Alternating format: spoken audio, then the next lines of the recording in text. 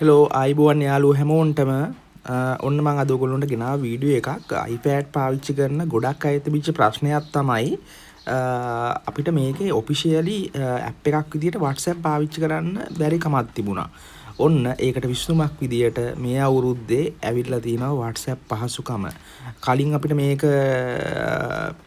App Store එකකින් ගියාම පෙන්නුවේ not support කියලා device not supported කියලා. දැන් පෙන්නනවා now available කියලා. එහෙනම් අපි ගිහිල්ලා බලමු මේක ඉන්ස්ටෝල් කරලා කොහොමද මේක කියලා. ඇත්තටම ගොඩක් මේ iPad එක පාවිච්චි කරලා වැඩ කරන්නේ ආටිස්ට්ලා, graphic designers ලා ඒ වගේ අය. එතකොට අපිට තිබිච්ච ලොකුම ප්‍රශ්නයක් තමයි මේ අපේ සේවාදායකයන් එක්ක ගනුදෙනු කරනකොට අපේ තියෙන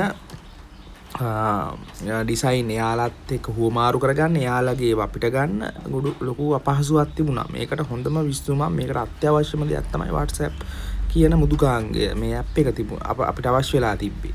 දැන් ඒ අපහසුතාවය මේගොල්ලෝ निराකරණය කියලා දීලා තිනවා. ගොඩක්ම හොඳයි. හැබැයි තාම බිස්නස් WhatsApp එක මේකට සපෝට් කරන්නේ නැහැ. මේකත් මං හිතනවා තව ටික කාලෙකින් බොහෝ විට අපිට ලබා දෙයි කියලා. මීට කලින් අපි බ්‍රවුසර් එකක් මාර්ගයෙන් තමයි මේ iPad එකට WhatsApp පාවිච්චි කරේ. එතකොට වෙබ් WhatsApp. එතකොට අපිට බෑ අපේ සේවා දායකයෙක්ගෙන් දුරකථන ඇමතුමක් එනකොට අපි ගන්න බෑ. ඒ වගේම අපිට මැසේජ් නොටිෆිකේෂන් එන්නේ නැහැ. මේ වගේ ප්‍රශ්න ගොඩක් තිබුණා. දැන් එහෙම කිසිම ප්‍රශ්නයක් නැහැ. මම මේක චෙක් කරලා බැලුවා. මගේ ෆෝන් එකේ තියෙන සේම් නම්බර් WhatsApp එකට එන කෝල් එකක් ඊට කලින් තප්පර ගානකට කලින් මේකේ නොටිෆයි වෙනවා.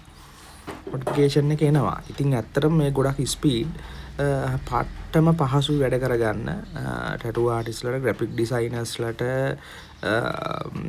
මේ හැම පැත්තෙම මේ iPad එකක් භාවිතා කරලා වැඩ කරන අයට. ඉතින් ඇත්තටම අපි ස්තුතිවන්ත වෙනවා මේ Apple ආයතන සහ WhatsApp ආයතනයට මේක ලබා දීම සම්බන්ධව. මේ බලන්න මේ තාම බිස්නස් WhatsApp එක පෙන්නන්නේ නැහැ. not compatible with the device කියලා එන්නේ. එහෙනම් ස්තුතියි. අපි තව වීඩියෝ එකකින් හමු වෙමු.